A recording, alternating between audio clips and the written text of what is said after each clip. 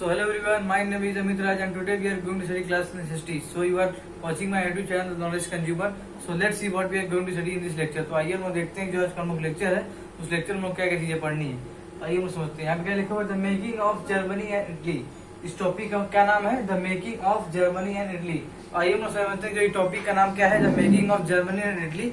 इस टॉपिक का मतलब क्या है, इस टॉपिक के नाम में क्या क्या चीजें दी गई हैं और इसमें क्या क्या चीज सीखने को मिलेंगी, हम लोग समझेंगे सही से, बारी बारी से समझेंगे। ठीक है, यहाँ पे क्या लिखा हुआ है, the making of Germany and Italy.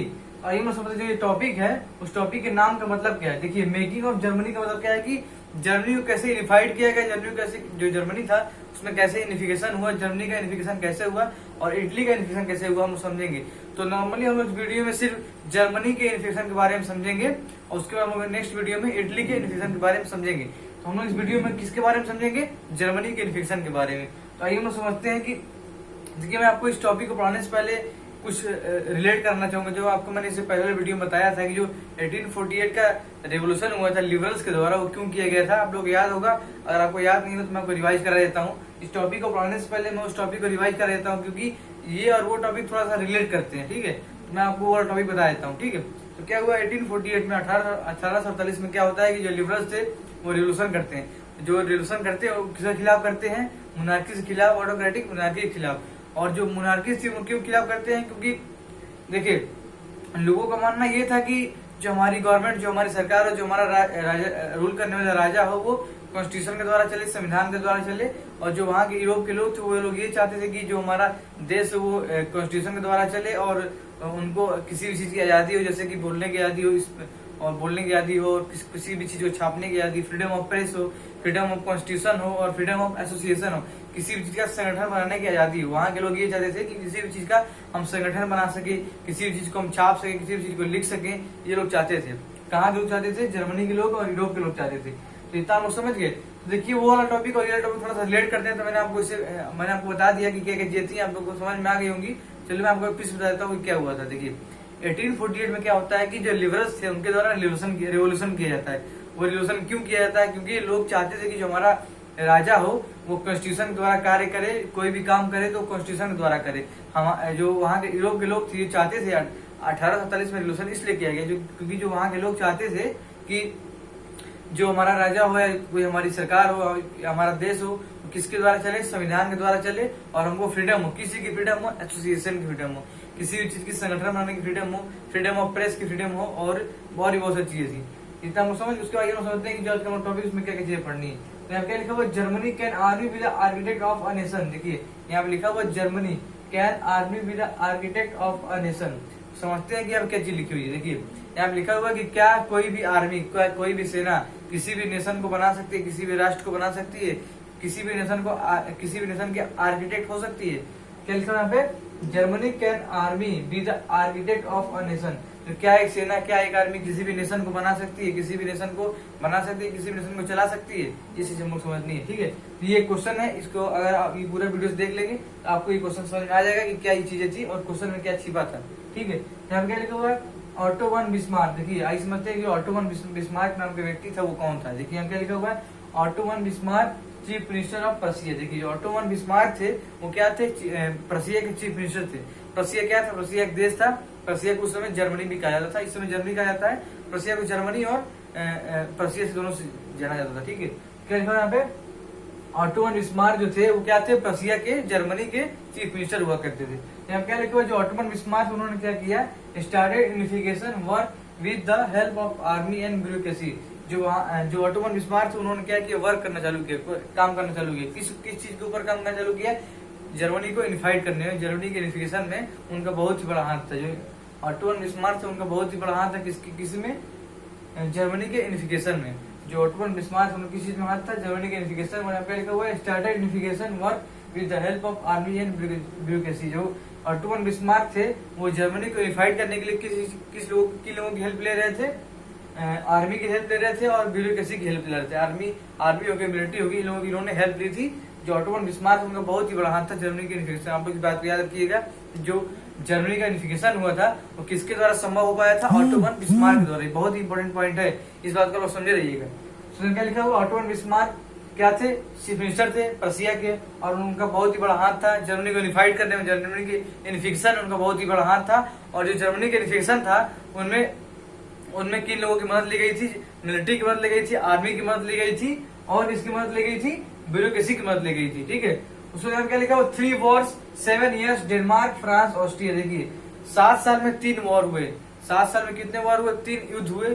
किसके किसके बीच में, देखिए यहाँ क्या लिखा हुआ, डेनमार्क, फ्रांस और ऑस्ट्रिया। देखिए 3 कंट्री थी, डेनमार्क, फ्रांस और Austria. Denmark, France, Austria country थी, और ये तीनों कंट्री तो किससे लड़ी थी, प्रसिया से लड़ी थी। और प्रसिया क्या हुआ था, जीत गया था। देखिए प्रसिया किससे किससे लड़ा था, देखिए प्रसिया हो गया, और ये 3 कंट्री जो प्रसिया था वो अकेले किससे किससे लड़ा था, डेनमार्क से लड़ा था, फ्रांस से लड़ा था और ऑस्ट्रिया से लड़ा था। जो प्रसिया था किससे किससे लड़ा था, फ्रांस से लड़ा था, डेनमार्क से लड़ा था और ऑस्ट्रिया से लड़ा था। देखिए आप इस बात क्या रखिएगा, जो 3 वॉर हुआ था किसके किसके बीच हुआ था। देखिए प्रसिया अकेले था, और जो डेनमार्क था, फ्रांस था और ऑस्ट्रिया था, इन लोगों से युद्ध हुआ था। तो पहले डेनमार्क जीता, फिर ऑस्ट्रिया जीता, फिर फ्रांस जीता, और तीनों से क्या किया, जीत गए। कौन जीत गया, प्रसिया। उसके नाम लिखा हुआ इन जनवरी 1871, जनवरी 1871 में क्या होता है। देखिए क्या लिखा हुआ है, इन जनवरी 1871 पर्शियन किंग और जर्मन एम्परर। देखिए जनवरी 1871 में क्या होता है कि जो रशियन किंग थे और जर्मन एम्परर थे, किसको बनाया गया, विलियम केसर को बनाया गया। जो विलियम केसर थे उनको बना दिया गया, फर्स्ट एम्परर किंग बना दिया गया। ठीक है, तो जनवरी 1871 में क्या होता है कि जो रशियन किंग और जर्मन एम्परर थे किसको बना दिया गया, विलियम केसर को बना दिया गया। ठीक है, फिर आपका लिखा 18 जनवरी 1871 hall of mirrors, princes, Russian minister, CM, army, representatives. ये क्या लिखा हुआ है, 18 जनवरी 1871 को क्या होता है कि हॉल ऑफ मेयर्स में क्या होता है कि बहुत लोग इकट्ठा होते हैं। जो 18 जनवरी 1871 का समय था उसमें क्या हुआ कि बहुत लोग कहाँ इकट्ठा होते हैं, हॉल ऑफ मेयर्स में। हॉल ऑफ मिनर्स में क्यों इकट्ठा होते हैं, क्योंकि जो विलियम केसर थे उनका उस दिन क्या होना था, राज तिलक होना था। राज तिलक होना था तो उनको उस दिन राजा बनाना था, उनको जर्मन एम्परर का घोषित किया जाना था।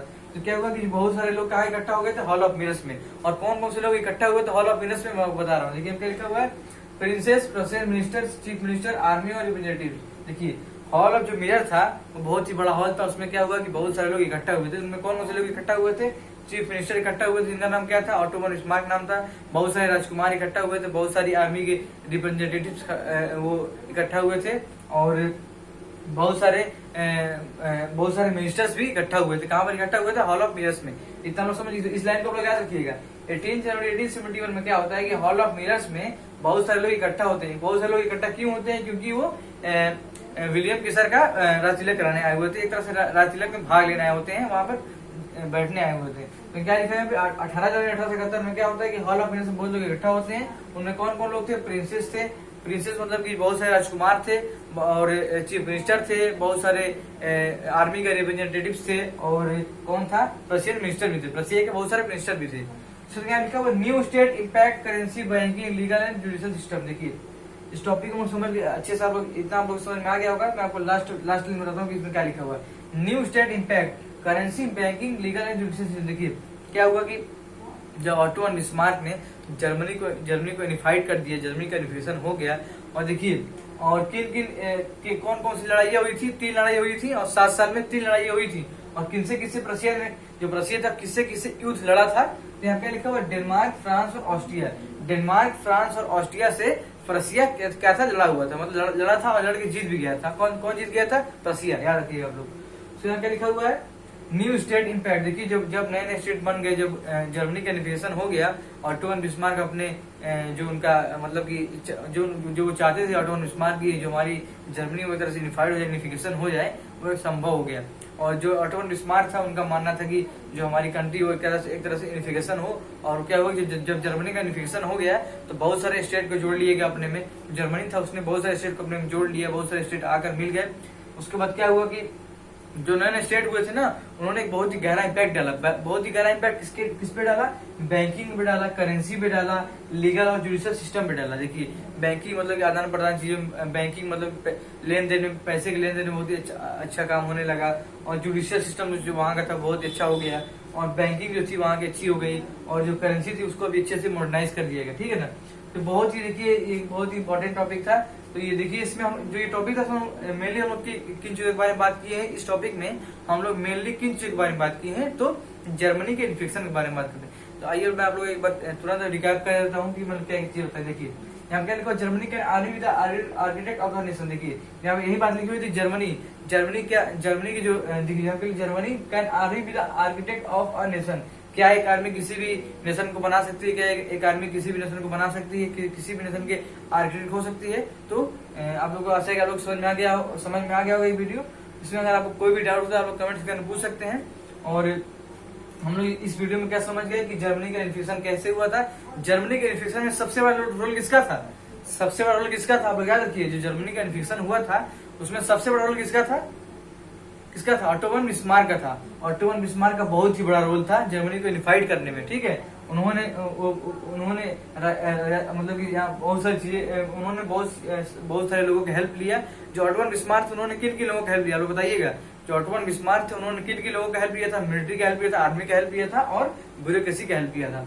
और इतना समझ, उसके बाद जो ऑटो वन बिस्मार्क थे, देखिए 1 मार्क क्वेश्चन पूछा जा सकता है। जो ऑटो वन बिस्मार्क थे वो कहाँ के चीफ मिनिस्टर थे? तो प्रशिया के चीफ मिनिस्टर थे उस समय। ठीक है, और कि कौन कौन सी लड़ाई हुई थी? 3 लड़ाई हुई थी। और जो 3 लड़ाई हुई थी उस 7 सालों में 3 लड़ाई हुई थी। आप बगैर रखिएगा कौन कौन सी लड़ाई हुई थी, ये मैंने लिख दिया कि कौन कौन देश लड़े थे, वो भी मैंने लिख दिया यहाँ पे।